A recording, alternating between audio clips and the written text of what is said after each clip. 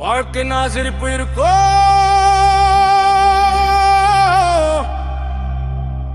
கண்ணீரும் இருக்கோ, ஆனா விழுந்த இடத்தில் இருந்து எழுப்புற சக்திதான் மனுஷனோட உண்மையான பலம்டாமா.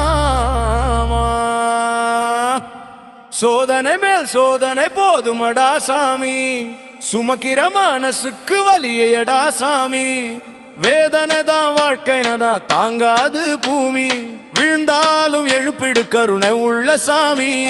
சோதனை மேல் சோதனை போதுமடா சாமி, கண்ணீரை துடைக்க